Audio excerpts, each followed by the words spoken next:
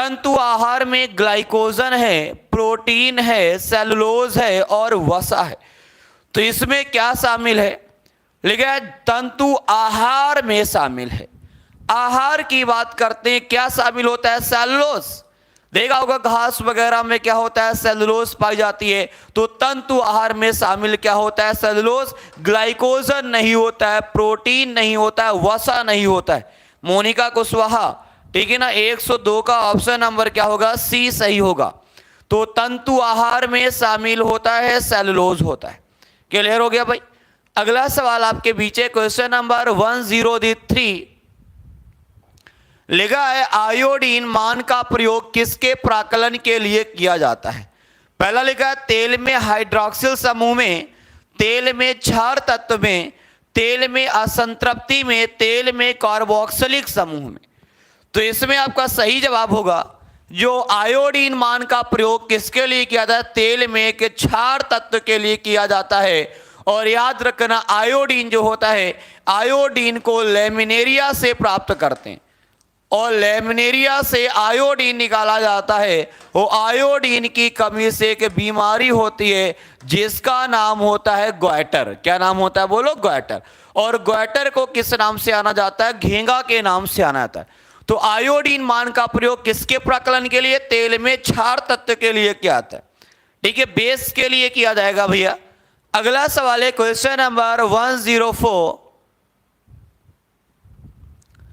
ठीक है, ध्यान से पढ़िए। क्वेश्चन लिखा है हमारे शरीर में त्वचा की सतह के नीचे मौजूद वसा किसके विरुद्ध अवरोधक का कार्य करता है?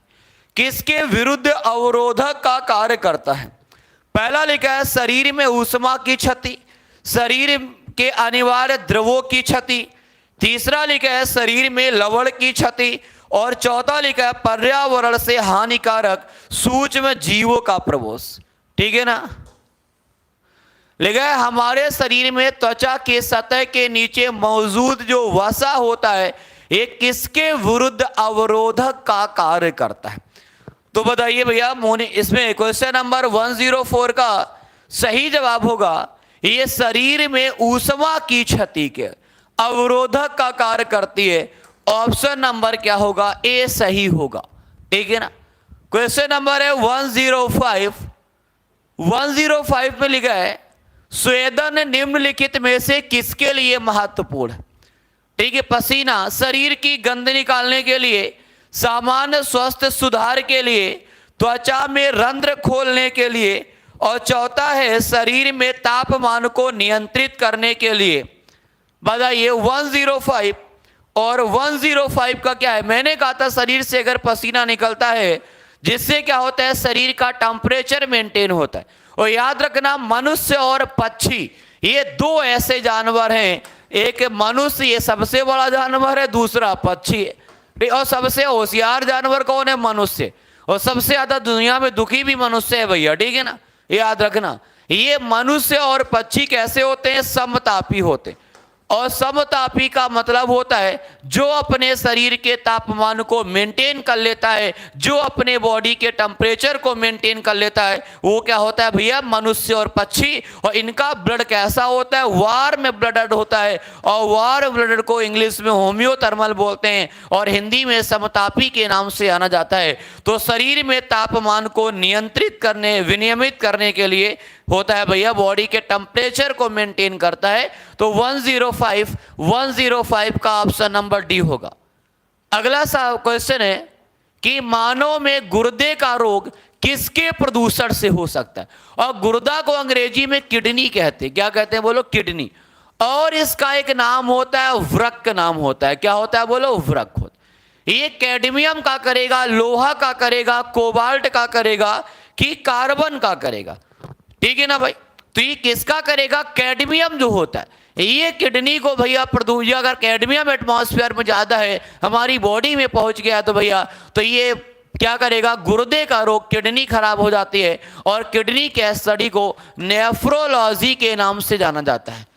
स्टडी ऑफ किडनी क्या बोलते हैं? नेफ्रोलॉजी बोलते हैं। और structural and functional unit of kidney क्या होता है? बोलो, नेफ्रॉन होता है। किडनी की संरचनात्मक एवं क्रियात्मक इकाई को क्या बोलते हैं? नेफ्रॉन के नाम से जाना जाता है। Saumya Singh, option number A सही है। मानव में गुर्दे का रोग कालीय प्रदूषण से होता है, और कौन सा होता है भैया? कैडमियम होता है, सीडी बोलते हैं कैडमियम। ठीक है ना, क्लियर हो गया भाई?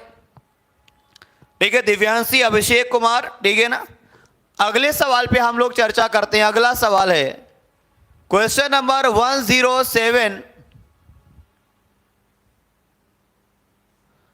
लिखा है क्वेश्चन नंबर 107 आपके पीछे, निम्न में से कौन सा उत्सर्जक उत्पाद के रूप में यूरिक एसिड का उत्सर्जन करता है?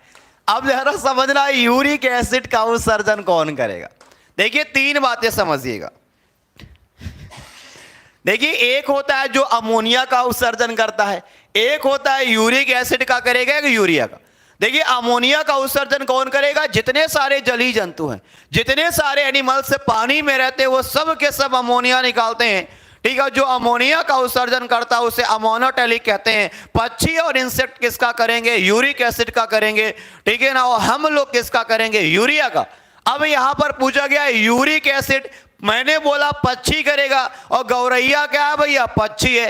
107 का ऑप्शन नंबर क्या होगा? सी सही होगा। 1 सेकेंड का सवाल है, याद रखना, ज्यादा समय नहीं लगेगा भैया।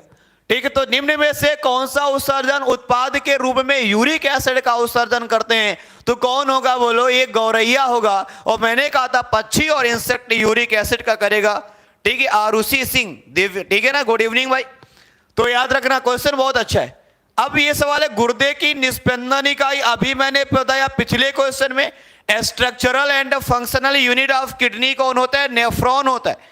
नेफ्रॉन को स्ट्रक्चरल एंड फंक्शनल यूनिट के नाम से जाना जाता है। ठीक, उसे क्या बोलते हैं? कि नेफ्रॉन। अगला सवाल है क्वेश्चन नंबर 109, लिखा है मूत्र का पीला रंग किसकी मौजूदगी के कारण होता है? देखा होगा भाई, यूरिन का जो कलर होता है पीला होता है, पिगमेंट होता है, और उस पिगमेंट का नाम होता है यूरोक्रोम। कौन सा पिगमेंट होता है? यूरोक्रोम पिगमेंट के कारण, यूरोक्रोम पिगमेंट के कारण यूरिन का कलर कैसा होता है भाई? रेड होता है। क्वेश्चन बहुत अच्छा है कि ऐसा कौन सा पिगमेंट है जिसके कारण यूरिन का कलर पीला होता है भाई? तो यूरोक्रोम नाम का पिगमेंट है, इस कारण यूरिन का कलर कैसा होता है? पीला होता है। और याद रखना यूरिन का पीएच मान कितना होता है? यूरिन का पीएच मान 6 होता है। ठीक है ना, यूरिन का पीएच वैल्यू कितना होता है? 6 होता है। अगले सवाल पे हम लोग चर्चा करेंगे। किडनी की ये वाला क्या होगा भाई? नेफ्रॉन होगा। Structural and functional unit of kidney क्या होता है बोलो? नेफ्रॉन। 110 का ऑप्शन नंबर क्या होगा? ऑप्शन नंबर क्या होगा भैया? सी सही होगा। तो ये 110 क्वेश्चन हो गए। अगले सवाल पे चर्चा करेंगे। क्वेश्चन नंबर 111 आपके पीछे लेगा है, यू मूत्र बनता है, अब ये कहां से बनेगा?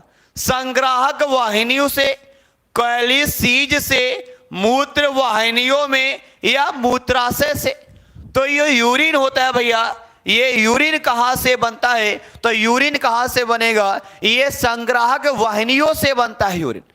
ठीक है ना। अब दूसरी बात समझना, यूरिन एक दिन में कितनी निकलती है? लगभग 1.5 से 2 लीटर। 1.5 से 2 लीटर यूरिन निकलती है, और इसी 1.5 से 2 लीटर में लगभग 25 से 30 ग्राम जो होती है, और वो क्या होती है? यूरिया होती।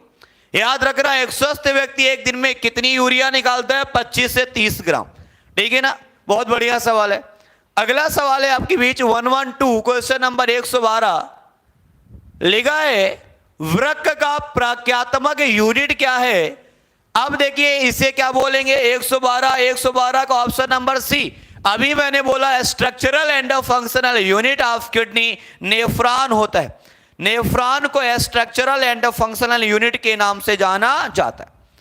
ठीक है, 113 क्वेश्चन नंबर, निम्न में से मानव शरीर का वह कौन सा अंग है उसमें जल के संतुलन के लिए उत्तरदायी होता है? और जल के संतुलन के लिए उत्तरदायी कौन होता है? किडनी होता है। याद रखना भैया। ठीक है ना, जल के संतुलन के लिए उत्तरदायी कौन होता है? गुर्दा होता है। और गुर्दे को क्या बोलते हैं?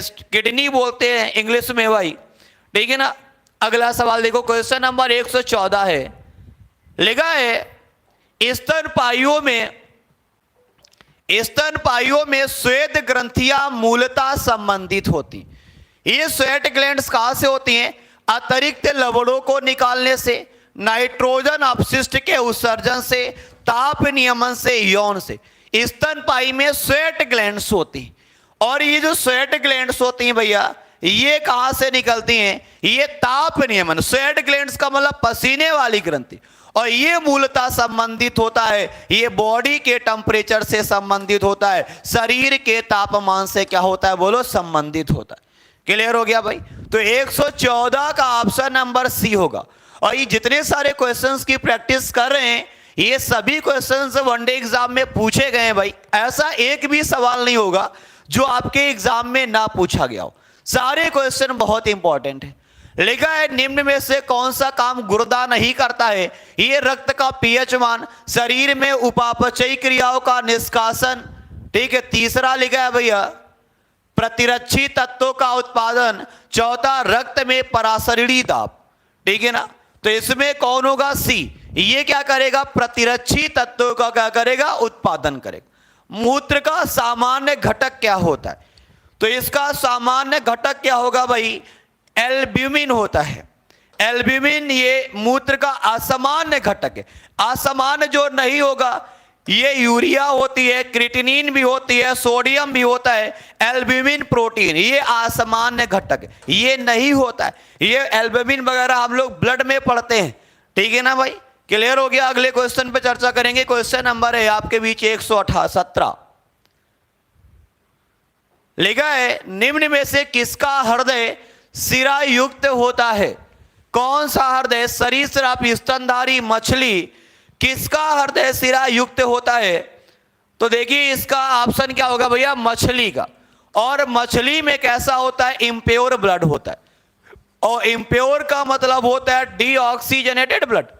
जिस ब्लड में कार्बन डाइऑक्साइड की मात्रा ज्यादा होती है उसे डीऑक्सीजनेटेड ब्लड के नाम से जाना जाता है। और मछली में याद रखना हार्ट 2 चैम्बर होते हैं और इम्प्योर ब्लड होता है। और इम्प्योर ब्लड का मतलब होता है डीऑक्सीजनेटेड ब्लड किसमें होता है? फिशेस में होता है, मछलियों में होता है।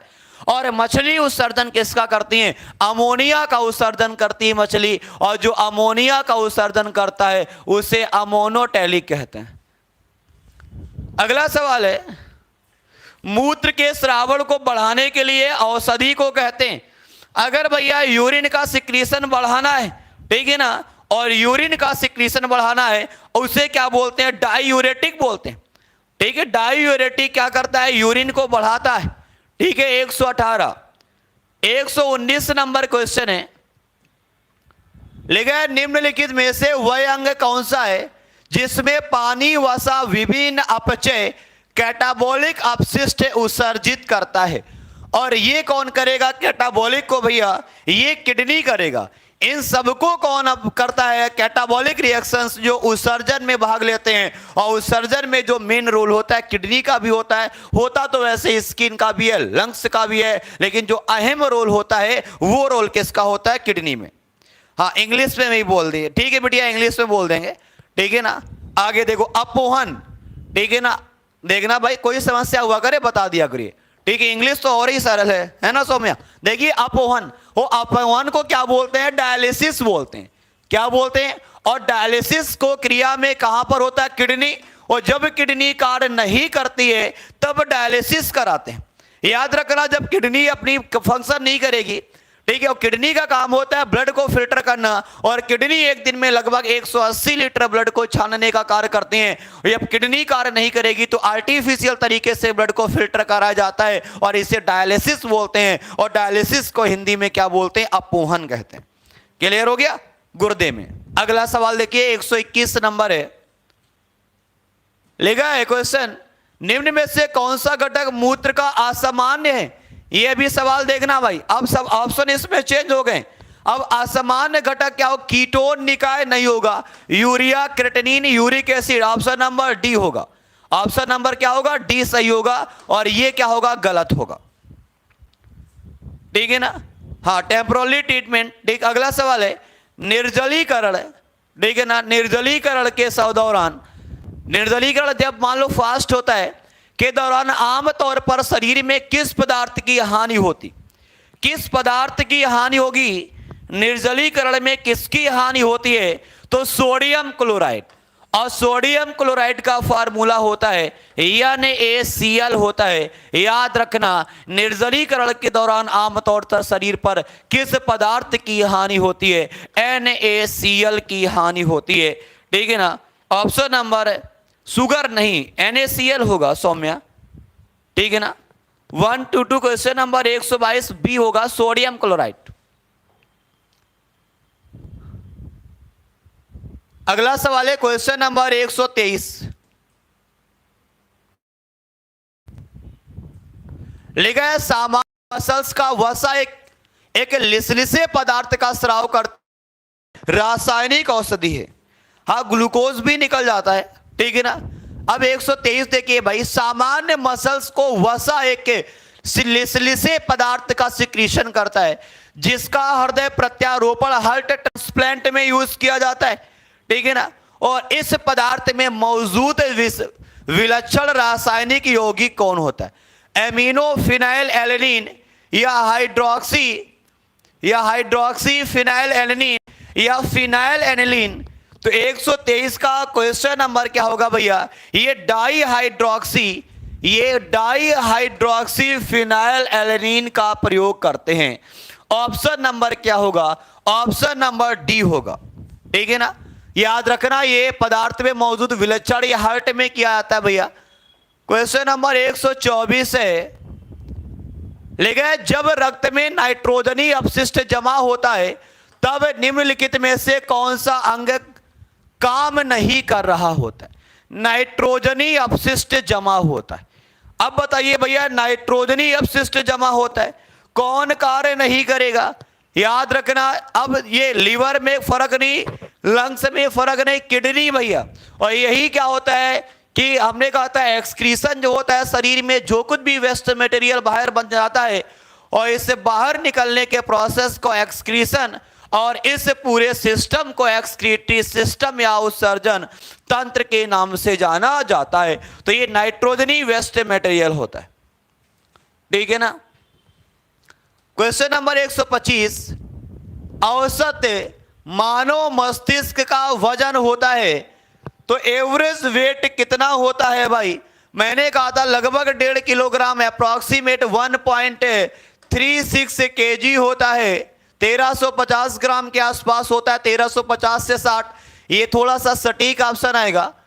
तो ब्रेन का जो वेट होता है ये होता है। और ब्रेन के पार्ट कितने होते हैं? 3 होते हैं।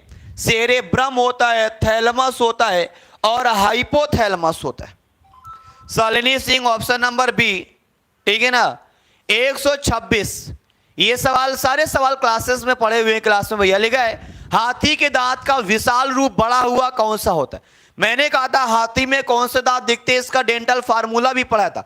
मैंने कहा था इसका डेंटल फार्मूला होता है 1003 अपान 0003 और ये होता है 1 और मल्टीप्लाई करेंगे 2 तो दिखता कौन है? अपर इंसाइजर, ऊपरी कृंतक दिखता है, यही बड़ा हुआ दिखता है। हाथी में मैंने कहा था दांत होते 14 होते, दिखने वाले कुछ और होते हैं, चखाने वाले कुछ और होते हैं।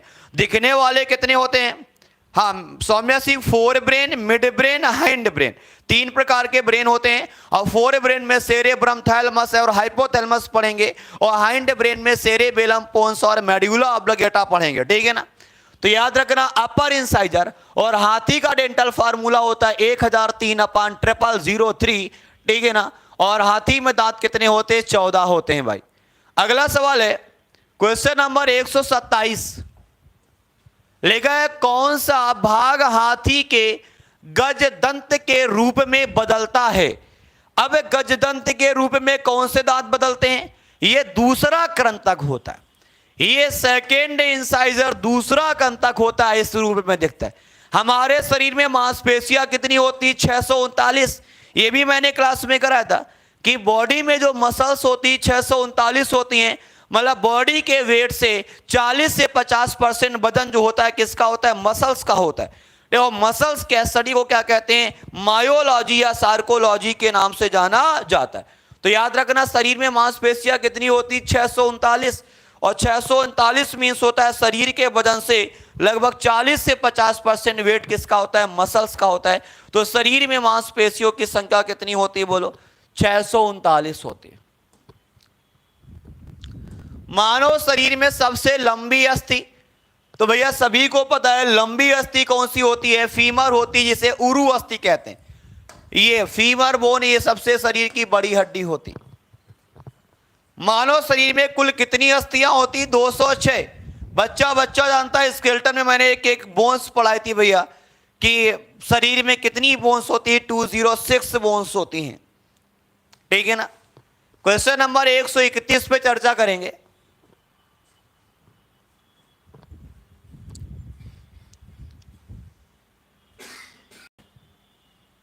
लिखा मनुष्य के शरीर में, हो गया क्वेश्चन ये। अगला सवाल है 132 नंबर क्वेश्चन है। लिखा है मानव शरीर में निम्नलिखित में से किस अंग में उपास्थि होती, और उपास्थि को इंग्लिश में सौम्या कहते हैं कार्टिलेज। क्या कहते हैं, कार्टिलेज। और कार्टिलेज के स्टडी को क्या बोलते हैं, कॉन्ड्रोलॉजी, ठीक है ना शालिनी, ठीक है ना। देखिए मानव शरीर में किस अंग में उपास्थि होती है, और उपास्थि को क्या कहते हैं, कार्टिलेज। और कार्टिलेज किस में होती, मैंने कहा था जिह्वा, नक में, नाक में। तो 132 का बी देखा होगा, टिप ऑफ नोज, नाक में के टिप में कार्टिलेज का बना होता है। यहां पर हड्डियां नहीं होती, कार्टिलेज का बना होगा भैया। हड्डी होती तो दिक्कत होती। तो ये नाक और कान भी किसका बना होता है, कार्टिलेज का बना होता है। हाइलाइन कार्टिलेज का बना होता है, ठीक है। कान का जो आउटर कवर होता है ये भी किसका बना होता है, कार्टिलेज का बना होता है। और कार्टिलेज के स्टडी को कॉन्ड्रोलॉजी के नाम से जाना जाता है, ठीक है ना। सौम्या सिंह, रीता नाग, ठीक है ना।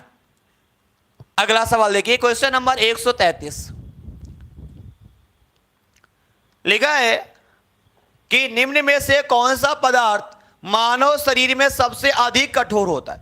हार्डेस्ट, सबसे कठोर भाग कौन होता है, सबसे हार्डेस्ट पार्ट कौन होता है। तो बताइए भैया 133 का क्वेश्चन क्या होगा।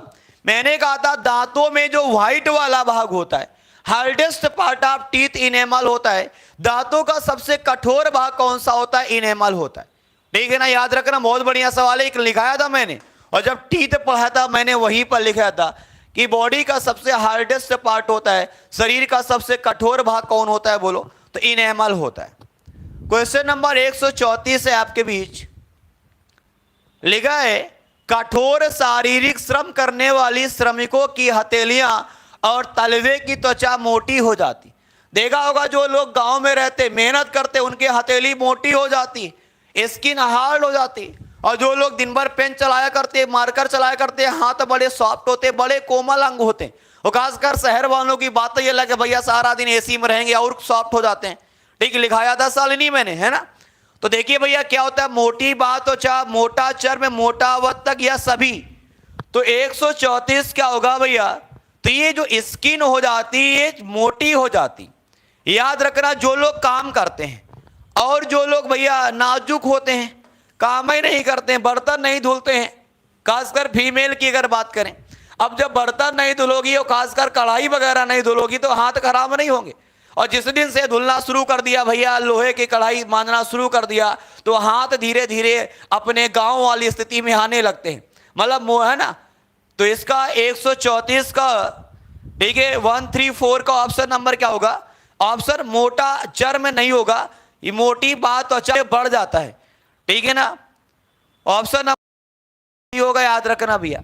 135 नंबर क्वेश्चन है ओडोंटोलॉजी। ये भी मैंने लिखाया था, सारे क्वेश्चंस आपके नोट से। ओडोंटोलॉजी साफ साफ दांतों के स्टडी को बोलते हैं। मैंने कहा था study of teeth is called odontology. दांतों का स्टडी क्या बोलते हैं, ओडोंटोलॉजी बोलते हैं शालिनी। ये सारी चीजें मैंने कराई थी, ठीक है। दंत। अगला सवाल है निम्न में से कौन सा द्रव त्वचा की परत के जल के लिए अभेद बनाता है।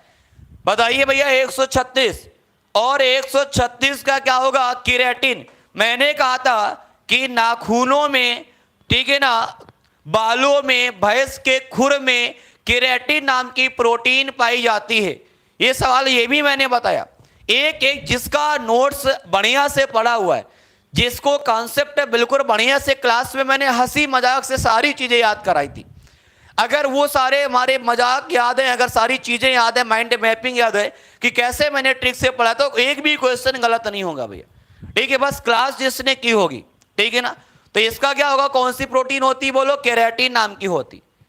क्वेश्चन नंबर 137, निम्न में से किस कशेरुकियों में बई कंकाल नहीं होता है, एक्सोस्केलेटन नहीं होता है। याद रखना, एम्फीबिया में एक्सोस्केलेटन नहीं होता है, यही होगा। और उभयचर को इंग्लिश में क्या बोलते हैं, एम्फीबिया बोलते हैं। और एम्फीबिया में क्या पढ़ते हैं, मेढक पढ़ेंगे। क्या पढ़ेंगे, मेढक पढ़ेंगे, ठीक है ना। और ये अकल दाढ़ वाला भैया, ये भी क्वेश्चन मजाक में बोलते थे कि अकल दाढ़ किसी किसी के बुढ़ापे में आती है, किसी के मान लो जवानी में आ गई, ठीक है ना, कोई इसकी उम्र नहीं होती। अभी तो हमारी भी नहीं है, अभी बुद्धि का हमारे भी विकास नहीं हुआ है, ठीक है ना। तो अकल दाढ़ पहली दाढ़ होती है, दूसरी दाढ़ होती है, कौन सी दाढ़ होगी भैया, तो 138। और इसके ऑप्शन देखते हैं, दो ही ऑप्शन है, 138। अगला ऑप्शन इसमें तीसरी दाढ़ होती। तो याद रखना भैया, अकल दाढ़ होती है, ये थर्ड मोलर होते हैं, थर्ड मोलर होते हैं। और संख्या में कितने होते हैं, 4 होते हैं। मैंने कहा था इस समय दांत हम लोगों में 28 हैं। कितने हैं भैया, 28 हैं। और जब अकल दाढ़ आएगी, अभी फिलहाल नहीं आई या ना उम्मीद दिख रही है आने की, अगर आएगी तो भैया शेयर जरूर करेंगे, ठीक है। जब अकल दाढ़ आएगी तब कितने दांत होते हैं बोलो, 32 होते हैं। और इस समय कितने, 28 हैं। और टोटल ये कितने होते हैं बोलो, 4 होते हैं। तो ये तीसरी दाढ़ होती है, थर्ड इन मोलर होते हैं। और संख्या में कितने होते हैं, 4 होते हैं, ठीक है। ये भी मैंने सब कराया। शोभा देवी, गुड इवनिंग भैया, ठीक है ना। अगला सवाल देखिए, क्वेश्चन नंबर 139। भैया जिसने नोट्स अच्छा पढ़ा है, चीजें अच्छी तरीके से पढ़ी, क्लास में बिल्कुल बढ़िया से पढ़ा है, ठीक है ना, एक भी सवाल गलत नहीं होगा, कॉमन सेंस में से भी सवाल आप लोग सही कर लोगे। लेकिन किसी पेशी में संकुचनशील प्रोटीन होती है, संकुचनशील प्रोटीन कौन कौन सी होती हैं, तो संकुचनशील होती है एक्टिन और मायोसिन। ये मायोसिन है, एक्टिन और मायोसिन ये प्रोटीन होते हैं। और ये सब कहां पाई जाती है, मसल्स में पाई जाती हैं। और मसल्स के स्टडी को क्या बोलते हैं, मायोलॉजी। क्या बोलते हैं बोलो, याद रखना, स्टडी ऑफ मसल्स मायोलॉजी या सार्कोलॉजी के नाम से जाना जाता है। तो 139 का क्या होगा भैया, ये होगा। अगला क्वेश्चन है 140 नंबर, लेगा सिग्मा रूपी बृहदांत किसका भाग है, सिग्मा रूपी बृहदांत। ये सवाल बड़ा बढ़िया है, देखा होगा बड़ी आंत। और ये बड़ी आंत जो होती छोटी आंत के बाद आती। तो बड़ी आंत किसका भाग होता है, सिग्मा रूपी, सिग्मॉइड होती है, इसका स्ट्रक्चर होता है। तो याद रखना, लार्ज इंटेस्टाइन होती है। और बड़ी आंत का जो फंक्शन होता है, ठीक है ना, जो बड़ी आंत का काम होता है, मैंने कहा था कि ये भोजन, ये बड़ी आंत जो होती है भैया, ये मेडिसिन एंड वाटर का एब्जॉर्प्शन करती है। दवा और पानी का अवशोषण कौन करेगा, बड़ी आंत। और बड़ी आंत की लंबाई क्या होती, कम होती। अगला है समाप अस्थियां कहां होती हैं, सपाट अस्थियां, बताइए भैया 141। और ये कहां होती है भैया, समाप खोपड़ी में होती। और खोपड़िया में हड्डियां 8 होती हैं, इसे ब्रेन बॉक्स बोलते हैं। और ब्रेन बॉक्स को किस नाम से, क्रेनियम बोलते हैं। अगला क्वेश्चन है जानू फलक का दूसरा नाम। अब देखो भैया कौन सा जान है, जानू फलक, बड़ी खतरनाक हिंदी है। अब भाइयों की हिंदी भैया बड़ी कठिन होती।